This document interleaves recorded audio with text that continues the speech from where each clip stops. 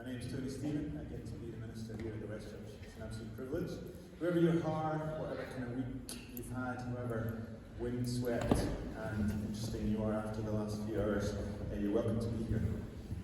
If you have suffered from lack of power, lack of water, lack of heat, lack of Wi-Fi, the church building has them all. And you're welcome to come and to use it whenever you want. I know a whole lot of people came down and plugged their phones straight into charge this morning, so you are more than welcome to use the space. We are fortunate that all these things have kept going here, so please use that if you need to. We are going to have a very short time of worship this morning so that we can have a little bit more time together. We have to be careful because of the health things that are going around and not just spend too much time together, but we've got our masks on and that's good. So every fifth Sunday we spend a little bit less time in our worship all together and then more time afterwards together. So this is a Sunday like that, so please enjoy that when it comes round. We keep talking about we and our, and that's because this collection of books that we call the Bible and the God I believe is revealed in nature and through Spirit is a God of community. And that is why when we pray, we use words that Jesus gave us, and they're known as the Lord's Prayer and God, ours, and we in them. So we're going to say them together just now. Let's pray. Our Father, who art in heaven, hallowed be thy name. Thy kingdom come, thy will be done on earth as it is in heaven. Give us this day our daily bread, and forgive us our debts, as we forgive our debtors. And lead us not into temptation, but deliver us from evil. For thine is the kingdom, and the power, and the glory, forever. Amen. If you've got a phone, feel free to take it out, and feel free to use it, and feel free to use your Wi-Fi if it's not out of charge. One of the first slides today should be a number on the screen. So over the years, we've encouraged folk to ask questions in church, and sometimes folk don't want to scream out questions at me. So we've always had this number. It's anonymous. When it comes up, this is not my actual phone. This is a different phone I use for this. And when it comes up with you, I have no idea who has texted. So if you haven't ever used it before, it's called the sermon phone and the question phone. Put that number in your memory in your phone, and then if you have got a question about anything during the service, just text it, and we will, or I will, endeavour to answer it when we're here together, especially if you want to be anonymous. And if you're still looking at your phone when you're putting the number back in or remembering the number, I don't know what kind of phone you use, what kind of devices you use, but most of them have the facility to give us notifications. And we'll just leave on the number for a wee bit longer, because people might take a wee while to put the number in. Notifications, whatever kind of device you've got. Say your power went out. Our power was out for about 3 or 4 hours yesterday. And I don't know about your house, but when the power came back on, it was like the dawn chorus. There were beeps and whistles and whirs and noises and things. The fridge was telling us it had been off and all sorts of things, trying to get our attention. And as far as I can work out, there are different personalities in terms of notifications on your machine. Some people want to be alerted of everything. They want to know when they've got an email, they want to know when they've got a text, they want to know when their team scored a goal, they want to know when there are tickets coming for this, they want to know when there's a sale at that shop, and they want to keep getting those. And they also want their machines, whatever they are, to all announce it, either loudly or by flashing or all sorts of different things. And for a lot of us, it's quite stressful that there is so much input coming at us, these notifications, notifications coming at us. Some people don't realise, I think, that you can actually switch these off. You can choose what you want to get.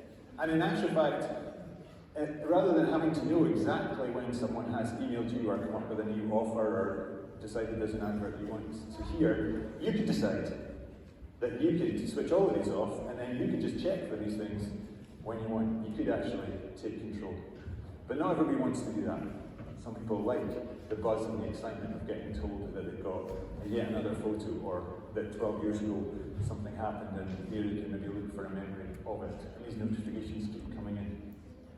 I think lots of us, because of that, feel a little bit stressed because of the constant barrage of things coming at us. Next slide.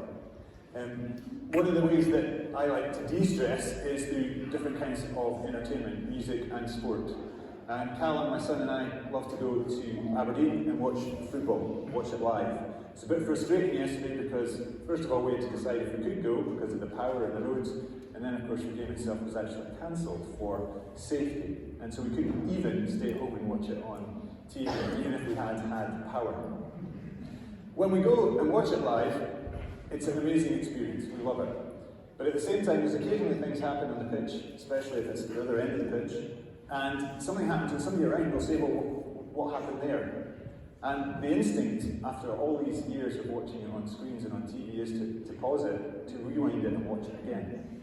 And of course, live, you don't have that. You don't have a commentator, you don't have the chance to pause and rewind it. So sometimes there is an advantage to go home later on to see the highlights, or to actually just be watching it on the TV, and then you can, as this still has on the screen, pause it, and you can go and do something else, or you can rewind and you can take a little bit more time where you choose to do things. So many of us get our inputs now by streaming it or by controlling it, and we don't have to watch it live. We can actually choose how we let that happen to us. Sometimes, and I know lots of people have said that, it would be nice to have a pause facility on some of the events and things that happen to us in life. There are a great many researchers, particularly at the moment after the last 2 years, looking at how stress affects us and looking at things like burnout. And what's fascinating to me is that one of the things they will tell us is that stress is not necessarily a bad thing. That in actual fact, in our lives, we actually need a certain amount of stress. And that stress can be for positive things. I once went to the doctor with a rash a long time ago, and the doctor said, "Are you stressed?" And I said, "No, not at all." And he said, "Well, what's been happening?" And I said, "Well, I just got married, I just got a new job, and I just moved house." And all at the same time. And she said, "Well, this is stress. That's what's happening. The rash is your body expressing the stress. Stress doesn't have to be a bad thing. Stress can be positive things as well." And burnout, it seems, happens not because people get really stressed. It happens because the stress is unrelenting. Next slide. The stress is unrelenting. Burnout comes not through having stress, but through stress that just doesn't stop. And lots of people, when talking about the pandemic, or talking about how things are happening in the world or happening to them, will talk again. I feel myself sometimes talking about how things are relentless. And in the middle of that, it would be great to have a pause button. Next slide. Jesus of Nazareth, who's the man who we keep coming back to, and we're taking a long chunk of time at the moment to look through a book called Luke and about his life. He was Jewish. And as a Jewish boy in a Jewish family, as a Jew in the first century, he would have had to deal with all sorts of what were known as feasts and assemblies. And we heard this morning in Leviticus how they were described. The Jewish people were given feasts, assemblies that would remind them of different things. And the first one on the list is known as the Sabbath. And that's not by accident. Next slide. The first one is the Sabbath. Every 6 days, Friday night to Saturday night, Jewish people had to stop everything else they were doing and just focus on themselves and on God. And this wasn't just a suggestion, this was a command. And when they went and they asked each other, or they were asked why this is happening, they would look back to even earlier in their story, to a poem right at the start of this collection of stories known as Genesis, and they're describing how God put the world together. And in that, it says that after 6 days, God paused. And the Hebrew word that's used, next slide, is the word nefesh. And the actual word in Hebrew means caught his breath. A poem that tells that the God who created everything in the universe and sustains it caught his breath. Even the creator of the world caught his breath after 6 days in this situation. And then, as they discuss their own story and the reason why they're getting these instructions about all these assemblies in the first place, they remember that they were slaves in Egypt. Next slide. They were slaves in Egypt, and as a slave, they were measured by what they could produce. And they had to work. They were slaves 24 hours a day, there's no time off, and they were getting nothing for it. Their definition was either they worked, or they were beaten, or they were killed. And what they had to learn when God rescued them is that they were no longer slaves. They were no longer measured by just producing things, by what they were able to do for some sort of emperor or pharaoh. Instead, they were people created by God for a purpose, with a job to do, but with rhythms in that. And so all of the assemblies, all of the feasts, in them still had the Sabbath. So every 6 days there is a break, every 6 years there is a break, every multiples of 6 there is a break where they can catch their breath. Next slide. I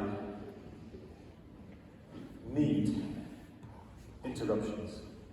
I don't love notifications on my phone, but I need things to disrupt the unrelenting pressure that can come in all sorts of different ways. And it seems to me that built into creation, and built into the story that we're given, and built into the God who made us, and what he's given us in these feasts and assemblies, and this idea of 1 in 6, is a break, an interruption into life, that in the same way it happened for Jesus when he was a boy and he was older, and all the Jewish people, reminded him and reminds me of some key things. First of all, that God is God, and I'm not. And that's okay. Second of all, that even when all the work is not done, for a time my work is done. And I'm not doing everything by myself, but this is the God who created the world, and even he caught his breath. And then also to know that I'm not a slave. I'm not measured by my output and how many tasks I can get done. Instead, I'm a child of God who was made to be part of what he's doing, but to be part of that with everyone else and everything else, and relying on the strength of a God who is God, and I'm not. And that's okay. So I need the interruptions, and I need the Sabbath, and I need to pause. Let's just take a minute or two to pause. Sorry, I just wanted to share something real quick.